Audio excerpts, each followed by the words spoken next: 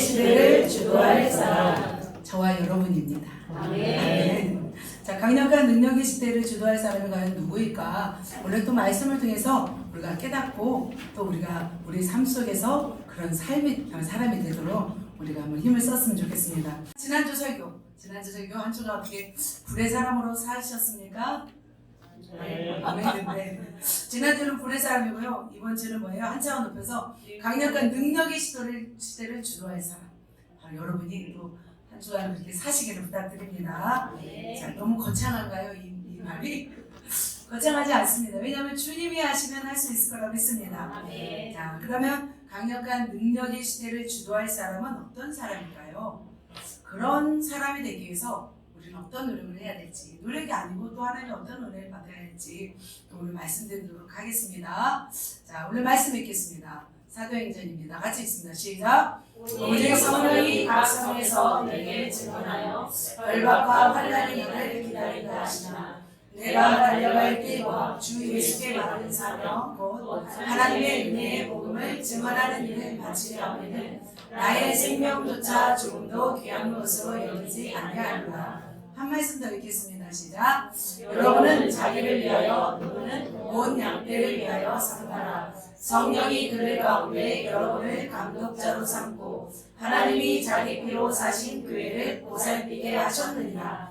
내가 떠난 후에 살아온 이리가 여러분에게 들어와서 그 양떼를 아끼지 아니하며 또한 여러분 중에서도 제자들을 끌어 자기를 따르게 하려고 어그러진 말을 하는 사람이 일어날 줄 내가 아노라.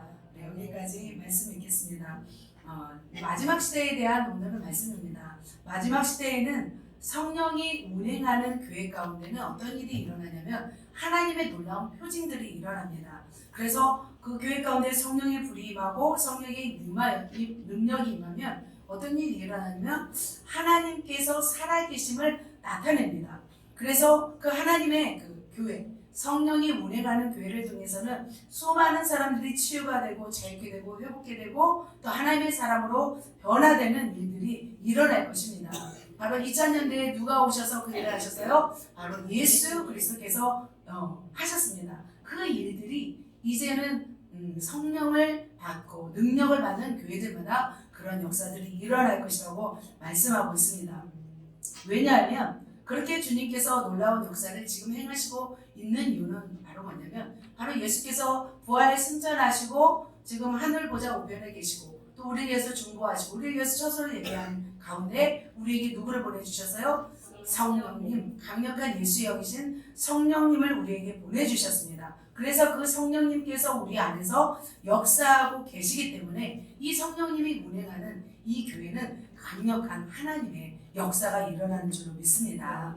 그렇다면 왜 성령님께서 이 교회를 이렇게 강력하게 운행하실까요? 왜 이렇게 불을 주시고 능력을 주시고 사람들을 치유하시고 회복하시는 이 일을 왜 하시고 있을까요? 성령님께서 하시는 이유, 그렇게 하시는 이유 바로 뭐냐면 천국 복음을 온 세상에 전파하기 위해서예요. 아직은 그 복음이 세계의 열방까지 다 전파되지 못하는 곳이 있어요. 그래서 성령께서 지금 역사하신 줄로 믿습니다. 그래서 마지막 시대, 마지막 주자, 저와 여러분이 좀 믿습니다. 네, 마지막 주자가 제일 중요한 거 아시죠?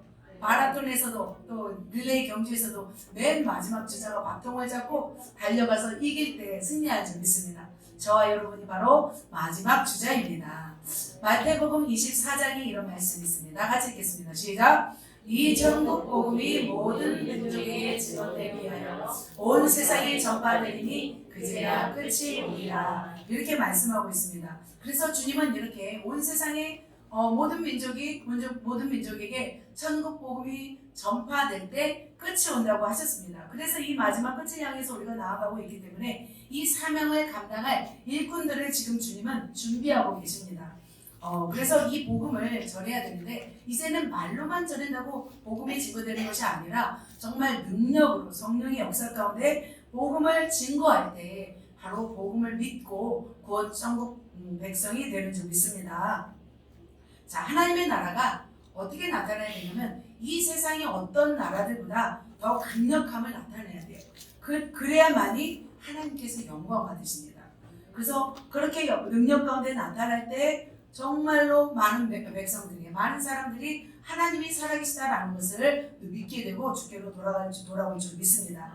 이 마지막 시대는 어떤 일이 일어날 거냐면 지금까지 예수님께 나오는 숫자보다 어쩌면 더 나올 수도 있습니다.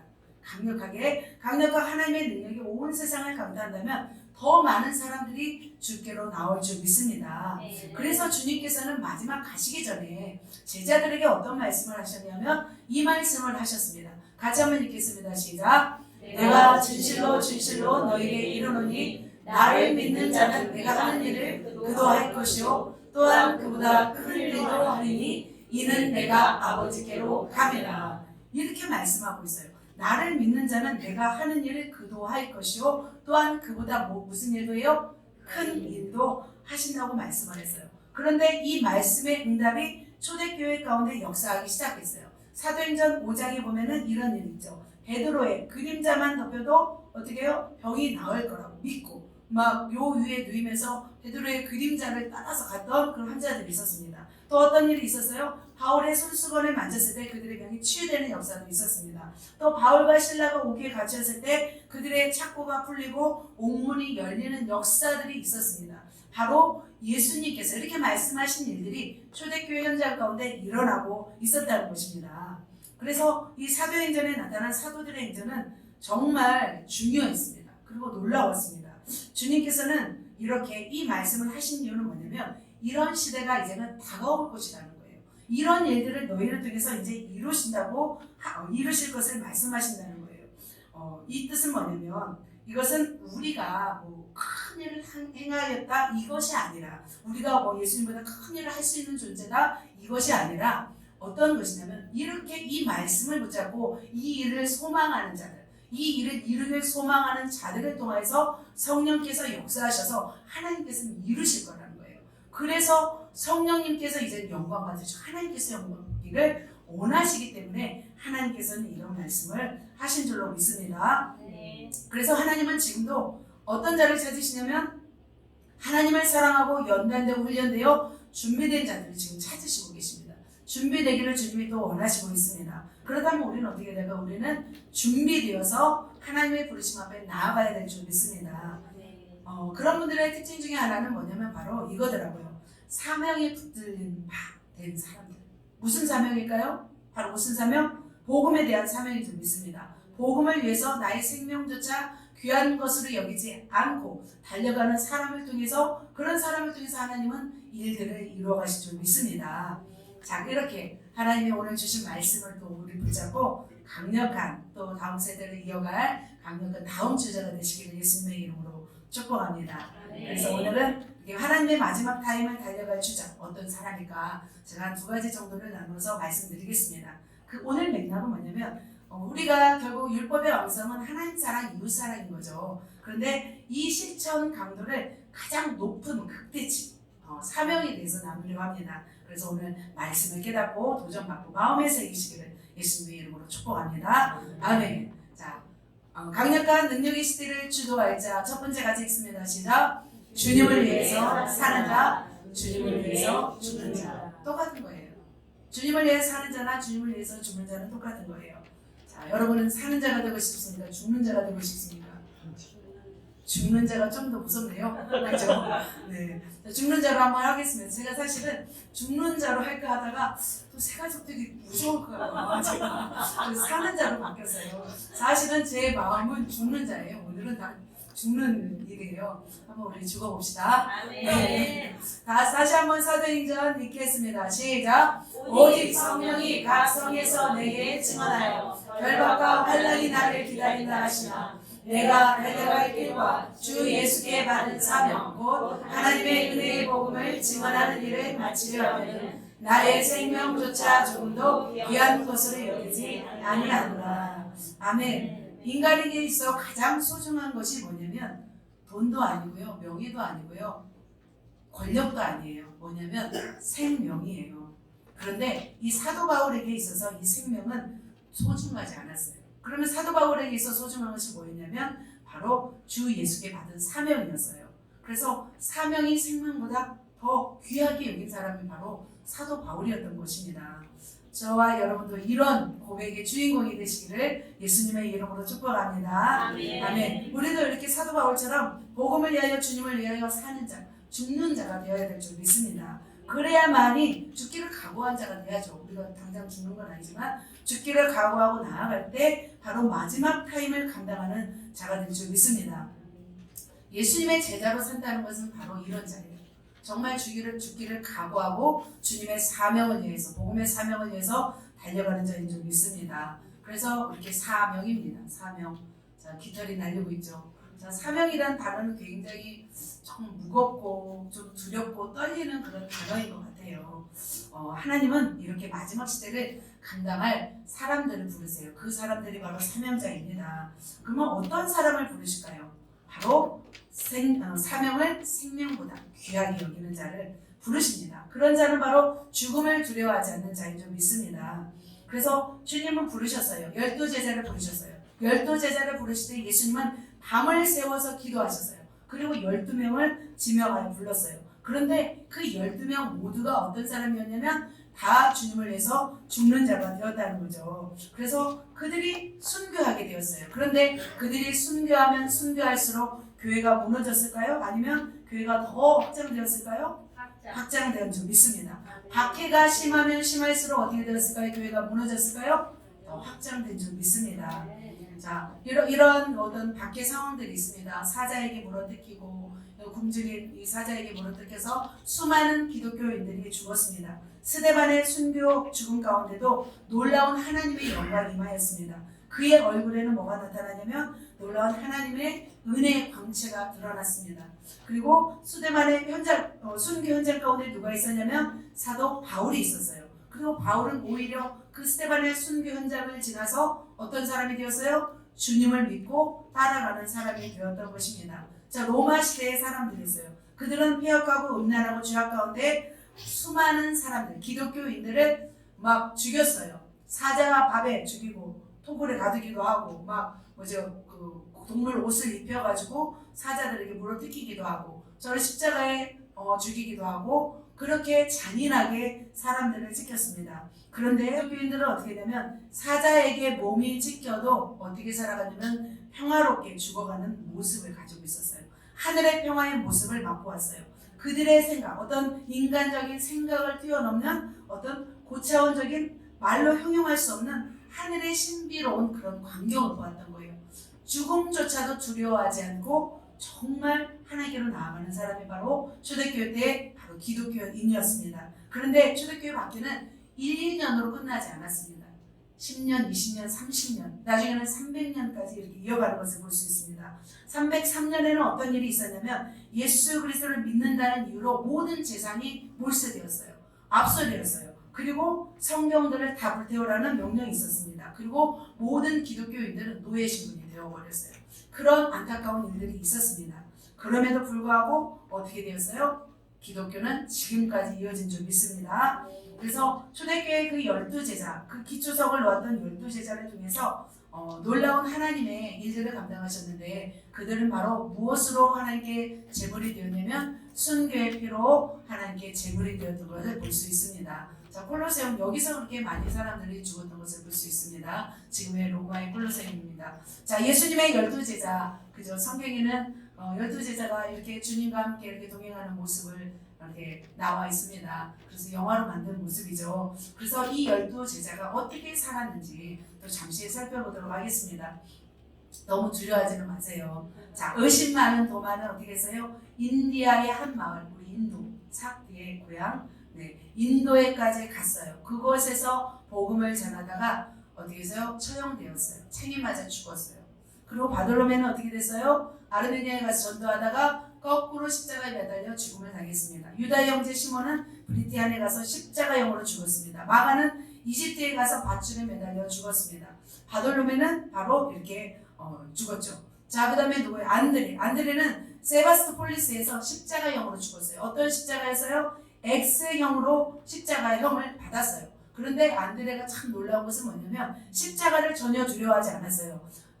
이제 안드레가 끌려와서 저 멀리에 있는 십자가를 보고 나서는 안드레가 두려워했을까요? 전혀 두려워하지 않았어요. 이런 말을 했대요. 안드레가 이런 말을 했대요. 어떤 말을 했냐면 십자가를 보고 오 십자가야 너는 내가 그렇게도 갖기를 소원하였고 찾았던 것이다. 이제 나는 내 마음으로 기쁨이 충만하다. 이제 나는 나의 주님이 달리신 십자가를 향하여 담대히 나아간다.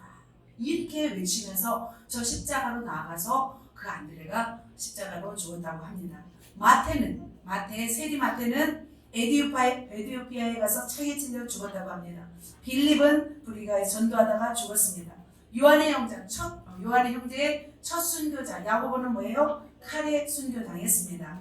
그리고 작은 야고보는 의로운 사람이라는 칭함을 받았대요. 그래서 많은 사람들이 야고보를 참 좋아했대요. 그런데 그가 어떻게 고백했냐면 예수는 그리스도시요 하나님의 보좌 우편에 앉으셨다고 증언하자 그를 높은 곳에서 떨어뜨렸대요. 그리고 달려가서 돌을 때려서 그 야고보를 죽였다고 합니다. 그런데 야고보는 스데반처럼 죽어가는 현장에서도 기도하면서 그 생을 바쳤다고 합니다. 마지막 베드로는 어떻게 했어요? 로마에 가서 전도하다가 십자가에 어떻게 매달렸어요? 거꾸로 매달렸어요. 자, 베드로가 이제는 그 로마에 있을 때 핍박이 일어났어요. 네로 핍박이 어마어마하게 일어났어요. 그래서 이제 많은 사람들이 그 베드로를 어디로 이제 막 보내려고요? 숨기려고 해요. 위대한 지도자이니까. 그래서 베드로는 다시 로마에서 빠져나오고 있을 때 그때 무엇을 봤냐면 예수님의 그 환상을 보았어요. 주님이 만나러 오는 주님이 어떻게 오는 모습을 봤는데 그 베드로가 이렇게 물었대요. 주님 어디로 가십니까? 라고 말하자 그 예수님은 이렇게 말씀하시다고 합니다. 주님은 다시 십자가에 달려 돌아가시기 위해서 내려간다. 로마로 간다. 이렇게 말씀하셨대요. 그래서 그때 베드로가 또 깨닫고 로마에 가서 잡혀서 이렇게 거꾸로 매달려 순교했다고 합니다. 사도 바울 역시 네로에서 순교당했습니다. 야고보, 빌립 다 이렇게 죽었죠. 베드로 마지막으로 12제자 모두는 주님을 사랑하고 그 일생을 하나님 나라를 위해서 헌신했습니다. 마지막 남은 호흡조차도 삶을 영위하려 하지 않았어요. 죽음을 택했습니다. 이러한 주님의 제자들의 순교로 인해서 주님의 교회는 엄청나게 확장되었고 복음은 엄청나게 확장되었습니다. 12제자와 수많은 지도자를 죽인다고 해서 기독교가 멈췄을까요? 결국 멈추지 않았습니다. 그 순교를 통해서 그 제자들 또 그 예수님의 제자들이 그 순교를 보면서 또 다시 또 순교의 피로 들여졌던 것을 볼 수 있습니다. 순교는 값진 희생이었습니다. 그분들은 지금 어디에 있을까요? 천국에서 가장 높은 곳에서 주님의 보좌 옆에서 하나님께 영광을 돌리고 있습니다. 그것도 영원히 forever가 영원인가요? forever? 네, 영원히 그렇게 하나님께 영광을 돌리고 있습니다. 그 잠깐 그 1시간 2시간의 고통을 당하고 나서 그냥 영원히 천국에서 하나님의 영광 돌리고 있고 얼마나 값진 희생이에요. 그래서 주님은 이렇게 말씀하고 있습니다. 성경에서는 분명히 마지막 시대 때는 깊은 어두움을 경험할 거라고 말씀하고 있어요. 그와 동시에 위대한 하나님의 영광을 체험할 것이라고 말씀하고 있습니다. 우리 말씀 한번 읽겠습니다. 이사야 60장입니다. 시작. 일어나라 빛을 발하라. 이는 내 빛이 이르렀고 여호와의 영광이 내 위에 임하였음이니라. 보라 어둠이 땅을 덮을 것이며 캄캄함이 만민을 가리려니와 오직 여호와께서 내 위에 임하실 것이며 그의 영광이 내 위에 나타나리니. 이렇게 말씀하고 있습니다. 마지막을 향하여 치닫고 있는 세계는 어느 날부터 거대한 어둠이 우리를 향하여 돌진해 올 것이라고 말씀하고 있습니다. 그러나 그때 무엇이 임해요? 여호와의 영광이 임한 줄 믿습니다. 그래서 이렇게 우리가 왜 우리가 12제자의 사도의 이 죽음을 왜 말씀드리겠어요? 지금은 제가 말하는 것이 아니라 하나님이 여러분에게 말씀하고 있는 거예요. 왜요? 어둠이 땅을 덮기 때문에 그래요. 캄캄함이 만민을 가리려니와 그러니까 가리운다는 거죠. 그렇기 위해서는 우리는 어떻게 있어야 되냐면 죽음을 각오하고 달려가야 되기 때문입니다. 그렇게 죽음을 각오하고 달려가는 자를 통해서 하나님은 뭘 나타내세요? 그분의 영광을 나타내는 줄 믿습니다. 우리가 그런 사람이 되어지기를 또 되어 가시기를 예수님의 이름으로 축복합니다. 아멘. 자, 강력한 능력의 시대를 주도할 자 첫 번째는 주님을 위해서 어떤 자요? 죽는 자입니다. 죽음을 각오한 자예요. 주님을 위해서 살고 주님을 위해서 죽는 자. 그런 자가 바로 다음 능력의 시대를 감당할 자입니다. 여러분 능력의 시대를 감당하고 싶습니까? 우리는 감당해야 돼요. 우리가 감당하지 않으면 누가 감당해요? 우리는 감당하기 위해서 마음 자세를 이제 굳건하게 볼게요. 네. 자, 두 번째입니다. 강력한 능력의 시대를 주도할 자 같이 읽습니다. 시작. 영혼을 위해 사는 자, 영혼을 위해서 죽는 자. 자, 능력의 시대를 주도할 자는 누구예요? 두 번째로는 영혼을 위해서 사는 자예요, 죽는 자예요? 죽는 자. 살고 싶어요, 죽고 싶어요. 살고 싶지만 우린 죽어야 된다는 거죠. 그렇죠. 우리가 그렇다면 영혼을 위해서 죽는 자는 어떤가 한번 보도록 하겠습니다. 자, 영혼을 위해서 그러면 산다는 것은 무엇이에요? 영혼을 위해서 산다는 것은 바로 나를 위해 죽으신, 나를 구원하신 예수님이 사랑하는 영혼들을 위해서 내가 사는 거예요. 나의 유익을 위해서 사는 것보다 정말 주님이 원하는 영혼들을 위해서 사는 거예요. 그런 자가 바로 영혼을 위해서 사는 자, 영혼을 위해서 죽는 자인 줄 믿습니다.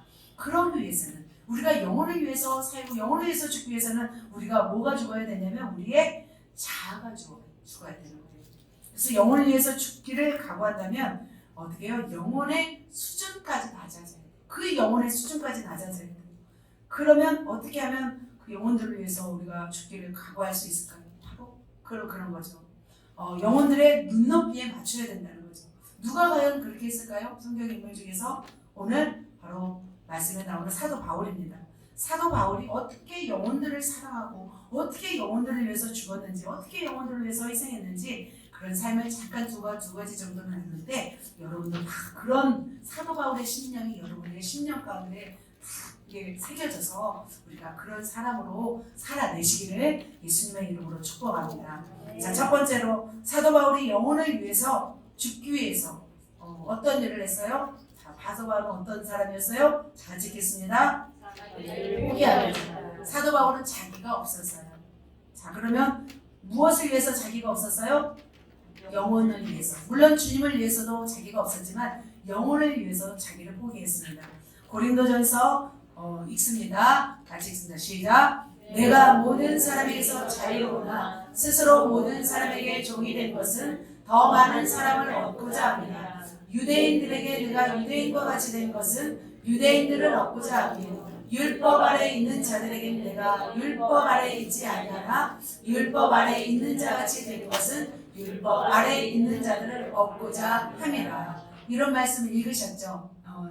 고린도전서에 나오고 있습니다. 사도 바울은 자유자로서의 많은 권리가 있었습니다. 미국 시민권자는 굉장히 자유가 있잖아요. 마찬가지로 사도 바울은 로마 시민권이 있었습니다. 로마 시민권자였습니다. 그래서 매도 많이 맞지 않아요. 그리고 다 판결을 한 다음에 그들을 어떻게 처분하죠. 감옥에 보냈지 안 보냈지. 그는 자유자였지만 자유를 포기하였어요.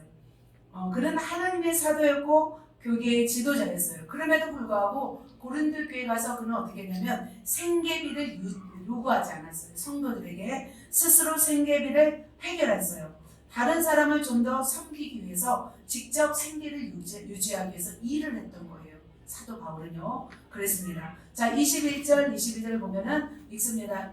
율법 없는 자에게는 내가 하나님께 어떤 자가 아니요? 율법 없는 자가 아니요? 오히려 도리어 그리스도의 율법 아래 있는 자이나 율법 없는 자가 같이 된 것은 누구를 얻고자 함이라? 율법 없는 자들을 얻고자 함이라. 밑에 같이 읽습니다. 약한 자들에게 내가 약한 자와 같이 된 것은 약한 자들을 얻고자 함이요. 내가 여러 사람에게 여러 모습이 된 것은 아무쪼록 몇 사람이라도 구원하고자 함이니. 참, 이 말씀이 참 대단한 말씀이에요. 약한 자들에게는 어떻게 된대요? 어떤 자가 된대요? 약한 자가 된대요. 그럼 강한 자들에게는 어떻게 될까요? 또 강한 자가 돼야 될까요? 강한 자는 또 강한 자 싫어할 텐데 강한 자는 또 약한 모습도 필요해요. 그러니까 그 사람에게 맞는 모습을 갖춰야 된다는 거죠. 그래서 사도 바울은 율법 없는 자와 같이 된 것은 누구를 얻고자 함이었냐면 율법 없는 자들을 얻고자 함이었어요. 그리고 율법 없는 자는 누구였어요? 이방인이었어요. 우리와 같은 이들에게는 어떻게 되냐면 무할례자인 것처럼 행하기도 했습니다. 이방인에게는 율법의 조항을 강조하지 않았어요. 그냥 오직 믿음으로 구원받는다라고 강조했어요. 그리고 어떻게 유대인을 얻기 위해서는 어떻게 했어요? 사도 바울은 또 유대인처럼 이렇게 복음을 전했습니다. 그래서 유대인의 회당에 들어가서 복음을 전했던 것을 볼 수 있습니다. 그리고 유대인의 결례를 행한 것을 볼 수 있습니다. 그래서 22절에는 이렇게 말씀하죠. 약한 자들에게 내가 약한 자가 된 것은 바로 누구를 얻기 위함이요? 바로 약한 자들을 얻기 위함이었습니다. 여기서 약한 자들은 어떤 약한 자이냐면 신앙이 약한 자, 믿음이 약한 자들이었어요. 그래서 고린도 교회에는 신앙이 강한 자가 있었고 약한 자가 있었어요. 그래서 우상에게 바쳤던 재물을 어떻게 먹는 자가 있었고 그것을 꺼림직하게 생각하는 자가 있었던 거예요. 그래서 사도 바울은 그것을 말씀하고 있었던 거예요. 그래서 믿음이 강한 자는 약한 자를 업신여기지 말라 이런 말씀을 하는 것을 볼 수 있습니다. 자, 이처럼 우리가 영혼들을 섬기기 위해서는 어떻게 해야 되냐면 그 모든 상황, 영혼들의 마음, 수준을 이해하고 또 그렇게 나아가야 될 줄 믿습니다. 그것은 세상과 타협하는 것이 아니에요. 겸손함이고 영혼을 이해하는 마음인 줄 믿습니다. 이 모습이 바로 영혼을 사랑하는 모습인 줄 믿습니다. 자기의 유익을 구하는 것이 아니라 영혼 구원과 하나님의 나라를 구하는 삶이 바로 이런 삶인 거예요. 그래서 정말 제자들, 정말 복음을 증거하기 위한 사람들은 뭘 버려야 되냐면 내 스타일을 버려야 돼요. 내 스타일이 없어야 돼요. 여러분 어떤 스타일이십니까? 강남 스타일이십니까? 예, 그 강남 스타일을 버려야 된다는 거죠. 그래서 내가 좋아하는 유형의 사람들도 없어야 돼요. 어찌하든지 주님이 원하시는 사람을 다 구원해야 된다는 거예요. 사도 바울은 베냐민 지파였어요. 그래서 누구를 구원하고 싶겠어요? 유대인을 구원하고 싶겠죠. 그런데 사도 바울은 누구에게로 가요? 이방인에게로 갔던 거죠. 그래서 왜냐하면 하나님이 원하시기 때문에.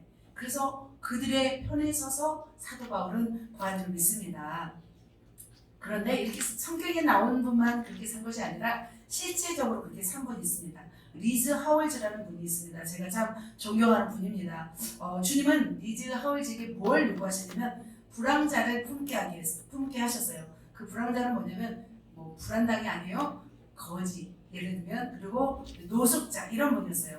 그런 리즈 하월즈는 하나님의 명령에 순종하며 나아갔어요. 그리고 리즈는 어떻게 했냐면 하나님이 아닌 인간적인 사람이 아닌 하나님의 놀라운 수준으로 끌어올려 주셨어요. 왜냐하면 그들이 정말 그 리즈 하월즈가 순종했기 때문에 그러죠. 그래서 어떻게 했냐면 그들이 사는 법을 배웠어요. 그리고 그들과 함께 살았어요. 그는 광부로서 고된 노동을 했어요. 이제 나중에는 목회자가 되었지만 노동을 했고 불황자들과 똑같이 식사를 하였고 불황자들의 필요를 채워줬어요. 그리고 그 불황자들에게 자기 집을 내어줬어요. 그러면 내어주면 좋겠어요? 안 좋겠어요? 냄새도 나고 지저분하고 막 그러겠죠. 그런데도 불구하고 그들을 다 받아들였다는 거죠. 왜냐하면 왜 그렇게 했냐면 그들을 뭐하기 위해서? 얻기 위해서. 그들을 구원하기 위해서. 또 한 청년을 품었대요. 그는 술기운으로 살아가는 사람이었대요. 너무나 더럽고 모든 사람이 외면했던 그런 사람이었대요. 그런데 리즈 하월즈는 어떻게 했냐면 자기의 시간을 이용해서 그를 친구로 맞아들였대요. 그리고 그와 하루 종일 보냈대요. 그를 위해 헌신했대요. 그런데 놀라운 일이 일어났대요. 그 술기운으로 살아가는 그 청년이 변화되었대요. 뿐만 아니라 누가 변화되었냐면 리즈 하월즈가 변화되었대요. 이제는 그 한 사람을 사랑하자 많은 사람을 사랑하게 되었고 또 많은 사람을 사랑하게 되자 또 모든 사람을 사랑하게 된다는 거죠. 그렇게 헌신적으로 주님의 나라를 위해서 자기를 포기하고 자기의 먹고 싶은 것을 포기하고 자기의 스타일을 포기하고 영혼을 위해서 하나님의 나라를 구했기 때문에 하나님은 리즈 하월즈를 통해서 하나님의 영광을 나타낸 줄 믿습니다. 마찬가지예요. 그렇다면 그래요 리즈 하월즈만 그렇게 하세요 하는 것이 아니라는 거죠. 우리도 마찬가지인 거예요. 수많은 선교사님들이 선교지에 가서 어떤 사역을 해요? 그 선교지 영혼들을 돕잖아요. 나중에는 막 선교지 영혼들이 꼴도 보기 싫대요. 막 와서 도둑질해가고 막 거짓말하고 막 하니까. 근데 나중에는 내가 그렇습니다. 내가 도둑놈입니다. 고백한대잖아요. 그리고 나서 그 영혼을 품을 때 그 영혼이 돌아온대요. 그러니까 그 한계선상에 있다는 거죠. 우리도 마찬가지입니다. 우리도 영혼들의 수준에 맞춰야 될 줄 믿습니다. 우리가 전주대에 사역할 때는 그 전주대 사역에 맞춰서 하면 됩니다. 또 어떻게 우리가 생명과학부를 얻기 위해서는 그 생명과학부를 얻기 위해서 나아가면 됩니다. 또 모래내를 얻기 위해서는 모래내로 나아가서 사역하면 되는 것입니다. 그래서 우리는 모든 사람과 대화할 수 있는, 모든 사람을 품을 수 있는 그런 하나님의 사람이 되시기를 예수님의 이름으로 축복합니다. 그러기 위해서는 우리의 스타일을 어떻게 해요? 버려야 됩니다. 그렇다면 여러분이 포기할 것이 무엇이 있을까요? 여러분이 포기할 것이 한번 깊이 생각했으면 좋겠습니다. 사실은 인간을 보니까 인간은 거기서 거긴 것 같아요. 그죠? 특별한 사람이 없어요. 인간은 뭐냐면 다 죄인이에요. 그리고 또 동시에 하나님의 작품이에요. 두 가지밖에 없어요. 조금 뭐 잘난 사람 있고 조금 못난 사람이 있어요. 뭐 배운 사람 있고 못 배운 사람 있고 조금 그래요. 근데 인간의 핵심은 뭐냐면 죄인이고 하나님의 작품이에요. 그래서 어떻게 해야 돼요? 하나님의 창조된 작품을 우리는 만들어줘야 되는 거예요. 하나님의 형상으로 믿으신 인간이 죄로 인해서 환경으로 인해서 어그러졌어요. 그러면 그 죄로 인해서 환경으로 어그러진 그 사람을 어떻게 회복시켜 주는 것이 바로 우리의 일인 줄 믿습니다. 저는 참 우리의 리더들을 참 존귀히 여깁니다. 설교를 이렇게 준비하면서 존귀한 마음이 들었으면 참 자랑스럽게 여깁니다. 그래서 저는 어느 사역자와도 이렇게 비교할 수 없는 참 존귀한 분이라고 저는 생각합니다. 우리 리더들을 제가 참 사랑하고 존경합니다. 그래서 우리가 끝까지 영혼들을 그렇게 끝까지 품고 달려가시게요. 영혼 우리 리더들만 다음에 합시다. 네. 그리고 성도님들도 더 리더들을 따라주시고 그리고 또 존경하시면서 그렇게 나아가셨으면 좋겠습니다. 그러면 우리가 이렇게 자기를 포기하는 자가 될 줄 믿습니다. 아멘. 한 가지 더 말씀드립니다. 자, 이제는 두 번째입니다. 사도 바울이 어떤 자로 섬기냐면 영혼을 위해 죽기 위해서 자 읽습니다. 시작. 눈물로 섬기는 자였습니다. 그럼 말씀 한번 같이 읽겠습니다. 시작.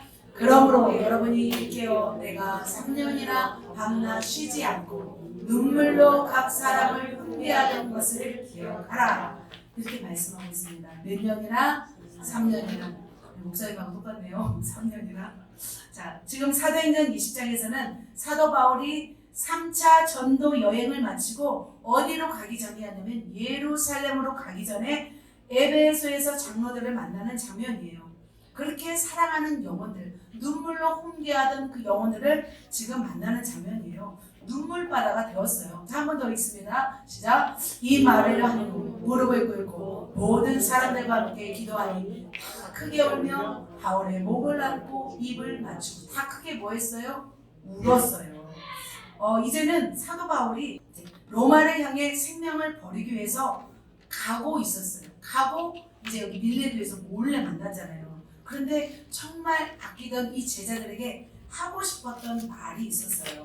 그리고 크게 울면서 목을 하고 입을 맞추고 그리고 또 무슨 말을 했냐면 다시는 못 볼 거라는 얘기를 했어요. 이 제자들에게. 그러니까 다 막 근심했던 거죠. 울었던 거죠.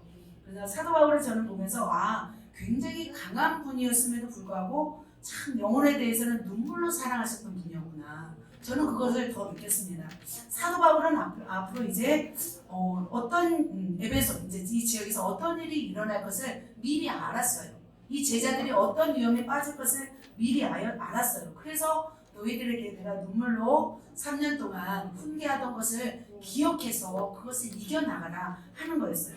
그러면 자 어떤 일이었어요? 어떤 일이 일어났을까요? 바로 이런 일이 일어날 것을 사도 바울이 알았던 거예요. 같이 한번 읽겠습니다. 시작. 내가 떠난 후에 살아온 이가 여러분에게 들어와서 그 양떼를 아끼지 아니하며 또한 여러분 중에서도 제자들을 끌어 자기를 따르게 하려고 어그러진 말을 하는 사람들이 일어날 줄을 네.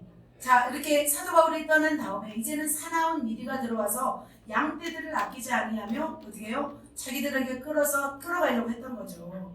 그래서 이것을 알았던 거예요. 그래서 사도 바울은 어떻게 되냐면 그들을 걱정했던 거예요. 그래서 내가 3년 동안 너희를 위해서 훈계했던 것을 내가 기억하고 잊지 말라 했던 거예요. 자, 사도 바울은 이렇게 영혼들을 위해서 눈물을 흘렸던 분이었습니다. 얼마나 애타며 얼마나 안타까우며 얼마나 이렇게 눈물로 이렇게 훈계했을까요? 사도 바울은 이 에베소에서 3년 동안 밤낮으로 가르쳤어요. 저는 이제 밤까지는 아닌데 밤낮으로 눈물로 훈계하였습니다. 인간에게는 영혼육이 있어요. 그래서 영적으로만 될 수 있는 것이 전부가 아니더라고요. 때로는 훈계가 필요한가 봐요. 인간이 안 돼서 그런지 몰라도 이렇게 훈계를 했던 것 같습니다. 한 영혼을 사랑하고 한 영혼을 주님의 사랑으로 빚기 위해서는 진정한 눈물의 수고 없이는 가능하지 않습니다. 사도 바울은 지금 에베소에서 3년이나 밤낮 쉬지 않고 눈물을 흘리며 각 사람을 훈계하며 지도하였습니다. 우리에게 맡겨진 영혼들, 앞으로 우리가 감당해야 할 영혼들을 위해서 우리가 해야 할 일은 바로 이 눈물인 줄 믿습니다. 하나님은 이 마지막 때, 마지막 시대를 감당할 영혼들은 주자는 바로 어떤 사람이냐면 그 영혼들을 사랑하는 자인 줄 믿습니다. 그 영혼들을 내 몸같이 사랑하는 자인 줄 믿습니다. 실제일까요? 자, 말씀 읽겠습니다. 같이 읽겠습니다. 시작. 만물의 마지막이 가까웠으니 무엇보다도 뜨겁게 서로 사랑할지니 사랑은 허다한 죄를 덮느니라. 서로 대접하기를 원망없이 하고. 자, 만물의 마지막에 가까웠으니 뭐 어떻게 하래요? 뜨겁게 사랑하라 말씀하고 있습니다. 무엇보다도 어떻게 우리는 사랑해야 될 줄 믿습니다. 우리에게 맡겨진 영혼들을 정말로 사랑해야 될 줄 믿습니다. 사도 바울은 그뿐만 아니었어요. 날마다 그 영혼들로 인해서 눌리는 일이 있었어요. 바로 무엇 때문에 눌렸냐면 교회를 향한 염려였어요. 이 외의 일은 고사하고 고통을 당했어요. 그럼에도 불구하고 아직도 날마다 내 속에 눌리는 일이 있으니 곧 모든 무엇을 위해서? 교회를 위해서 염려하는 것이다. 교회가 바로 누구였어요? 다 자기가 세웠던 영혼들이었던 거죠. 그러면서 누가 약하면 내가 약하지 아니하며 누가 실족하게 되면 내가 애타지 아니하느냐. 우리 애탐의 대명사 우리 권사님 참 애타잖아요. 애탐. 이 애탐이 선한 거예요. 이 애탐은 아름다운 거예요. 바로 이 애타는 자를 통해서 하나님은 영광 받으시고 그 애탐의 영혼을 사랑하는 자를 하나님은 찾으십니다. 이렇게 사도 바울은 이렇게 헤어졌어도 교회를 위해서 염려했던 것을 볼 수 있습니다. 이런 바울의 심령이 저와 여러분의 심령 되시기를 예수님의 이름으로 축복합니다. 아멘. 사랑하는 성도 여러분, 다 자기마다 다른마다 고요함이 있습니다. 그 고요함을 깨트리면서까지 영혼을 위해서 수고하기가 쉽지 않습니다. 그러나 그렇게 해야만이 영혼들을 위해서 영혼들을 얻을 수 있을 줄로 믿습니다. 제가 말씀을 준비하면서 내면 가운데 뭔가 하나를 제가 발견하였습니다. 제 안에도 뭔가 있음을 알게 되었습니다. 저의 모든 것을 이제 저는 올인을 했기 때문에 교회를 위해서 저는 가정도 어떻게 보면 좀 내려놓고 어떻게 보면 교회에 대한 올인이었어요. 그래서 저희 모든 것을 참 아낌없이 주면서 제가 어느 순간 상처가 있었던 걸 제가 이 말씀을 준비해서 발견 됐어요. 그러니까 어느새 한 것을 주어도 받고 나서는 떠나버린 영혼들이 참 많았어요. 그래서 영혼들로 인해서 제가 참 가슴앓이를 많이 했던 것 같아요. 그래서 아낌없이 사랑하지만 필요를 채고 날아가버리는 그런 가슴 아프게 한 영혼들로 인해서 마음 한켠에는 뭐가 있냐면 작은 선이 하나 있더라고요. 나도 모르게 영혼들을 사랑하지만 가슴에 선을 그어놓는 거예요. 마음 한구석에. 그래놓고 어떻게 해요? 내가 이 선을 넘어가지 않으리라. 이런 게 제 안에 있는 거예요. 그래 언젠간 또 떠날 수도 있겠지. 이런 마음이 제 안에 있었던 것을 제가 발견하면서 제가 어제는 눈물로 흘렸어요. 하나님 이것을 이제 제거하여 주세요. 이제는 이것조차도 떠나버리지라도 나를 찌를지라도 우리가 어떻게 해야 돼요? 그 영혼을 사랑하고 눈물로 사랑하고 그 사랑을 해야 하나님이 기뻐하실 줄 믿습니다. 왜냐하면 사도 바울의 사랑은 자기 사랑이 아니었어요. 오직 하나님과 영혼을 위한 사랑으로 그 일생을 창시했다. 또 하나님이 계속해서 말씀을 주셨어요. 이건 엠마로 드리는 말씀입니다. 주님께서 제가 이 상처의 선을 하나 제거하면서 이런 말씀하셨어요. 너는 양무리의 본이 되고 내가 너를 사랑한 것을 나타내라. 줄인 영혼을 먹이고 돌보고 맡겨진 일들을 감당하고 칭찬 듣는 자가 되라. 사랑하는 데 따라 내가 너를 사랑한다. 세계가 혼돈 가운데 사나운 이리떼들, 늑대들, 영혼들을 괴롭히기 시작하며 영혼들을 사냥할 것이다. 무엇보다 정신을 차리고 내게 맡겨진 양들을 돌보고 그 한 영혼도 빼앗기지 않도록 하라. 사랑한다라 내게 총명과 지식이 있고 사람을 다룰 능력이 있다. 침착하지만 강하고 담대하라. 믿음에서 떨어져 나가지 약한 자들이 위험하다. 믿음을 심어주고 사랑하여 그들을 돌보고 먹이라. 그러면서 지금처럼 앞으로도 지금처럼 영혼을 사랑하고 돌보고 긍휼히 여기고 그들을 사랑하라. 너희가 사랑받을 만한 사람을 사랑하는 것이 아니라 사랑받기 어려운 자들조차도 사랑하라. 그래서 나는 너희 교회를 사랑한다. 말씀하셨어요. 이 교회를 아끼고 사랑하며 소중히 여긴다. 왜냐하면 연약한 영혼들을 돌보고 사랑하고 그들을 위해 살아가는 모습이 내가 너무 기쁘구나. 말씀하셨어요. 이 시대에 그런 교회가 많지 않단다. 내 사랑한다라 인내와 긍휼과 성실함으로 맡겨진 사명을 감당하라. 이렇게 말씀하셨어요.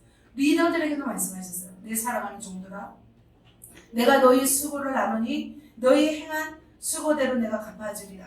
사랑하는 종들아 너희가 잘 인내하였구나. 비록 너희의 힘이 부족하고 연약할지라도 열매 맺어 이제 자라나는구나.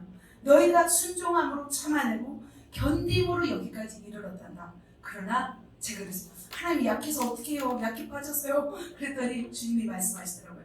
너희들에게 더 큰 능력을 주셔서 더 많은 일을 감당케 하신대요. 리더들에게 말씀하십니다. 성도들에게도 말씀하십니다. 너희가 세상에서 힘들고 어렵고 살아가기조차 어려울 때 너희를 사랑하여 내가 이곳으로 보내었단다. 내 사랑하는 자녀들아 더 나에게 나오려 내가 너희를 쉬게 하리라. 우리 성도님들에게 이렇게 말씀하고 있습니다. 말씀을 정리하도록 하겠습니다. 강력한 능력의 시대, 눈물의 바다인가요? 이 강력한 능력의 시대를 주도할 사람, 시대를 감당하기 위해서 부르심을 받은 사람은 어떤 사람이에요? 바로 주님을 위해서 죽는 자입니다. 두 번째, 뭐예요? 영혼을 위해서 죽는 자입니다. 교회와 영혼들을 위해서 죽는 자가 바로 주님이 부르십니다. 그런데 이렇게 죽고자 하는 자는 어떻게 될까요? 죽고자 하는 자는 살게 될 줄 믿습니다. 반대로 살고자 하는 자는 별볼 일 없는 자가 됩니다. 죽지 않고요. 자, 여러분 똑똑한 여러분 어떤 사람이 되고 싶습니까? 주님과 영혼을 위해서 어떻게 하시겠습니까? 주겠습니까?